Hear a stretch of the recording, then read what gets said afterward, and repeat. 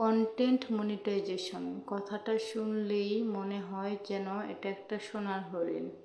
তো এই সোনার হরিণটার আপডেট আসতে আসতে আপডেটের শেষ নাই। এখন আবার নতুন আপডেট আসছে, কারো লক করা, কারো আনলক করা। তো যাই হোক, এই সোনার হরিণটা পাওয়া যতটা সৌভাগ্যের ব্যাপার, তার চেয়ে বেশি কঠিন হচ্ছে এটা নিয়ে কাজ করা, আমি যতটুকু শুনেছি। তো এটা পাওয়ার আশা ছেড়েই দিলাম, কারণ এখন বর্তমানে যেভাবে চলছে ফেসবুক, আমাদের মনে হয় না আমরা এটা পাবো। তো এটার আশা ছেড়ে দিলাম। আর বর্তমানে ফেসবুকে কাজ করতে আসার পর বুঝতে পারলাম আলোচনার থেকে সমালোচনাটাই বেশি হয়। কেননা আমি ফেসবুকে কাজ করতে আসছি, এটা নিয়ে অনেকের মনে হিংসা।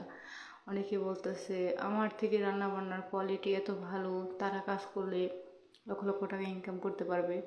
তো যাই হোক, এগুলো নাই বাড়ায়, বাড়িতে গেলে মনটাই খারাপ হয়ে যায়। আশেপাশের মানুষ অনেক হাসি ঠাট্টা করে আমাকে নিয়ে, অনেক হিংসাও করে জানি।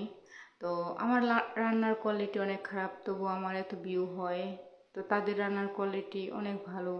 যাই হোক, অনেক কথাই শুনি। তো এগুলো বাদ দিয়ে এখন চিন্তা করতেছি ফেসবুকে ভালো করে মন দিতে হবে, কেননা আমার কাজের ধরন, কাজের ক্ষমতাই আমাকে বুঝিয়ে দেবে আমি কোন কোয়ালিটির মানুষ। তো যাই হোক, এখন বর্তমানে শুনতেছি নতুন করে ক্রাইটেরিয়া দিয়ে দেবে কন্টেন্ট মনিটাইজেশনের।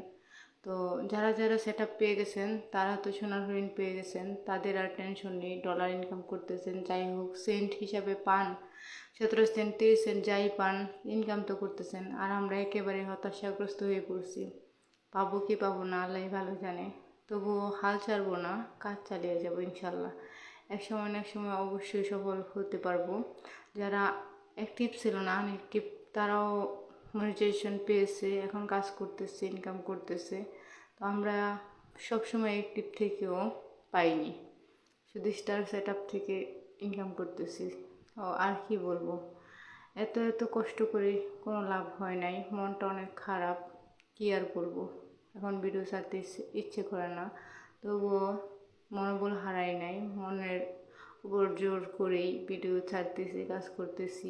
দেখা যাক সামনে কি হয়। তো কেউ মনোবল হারাবেন না, যার যার মতো কাজ করবেন। আর আমি যে পিঠাটা বানালাম, এই পিঠাটা খেতে কেমন, কার কার পছন্দ এই পিঠাটা, অবশ্যই কমেন্টে জানাবেন। এটা হচ্ছে নোয়াখালীর বিখ্যাত খোলাজা পিঠা। তো এই পিঠাটা কীভাবে বানান আর কার কেমন পছন্দ, কার কার ভালো লাগে, অবশ্যই জানাবেন। আমার কাছে খুবই ভালো লাগে খেতে, তাই বানালাম, আপনাদের সাথে শেয়ার করলাম। ভালো থাকবেন, আল্লাহ হাফেজ।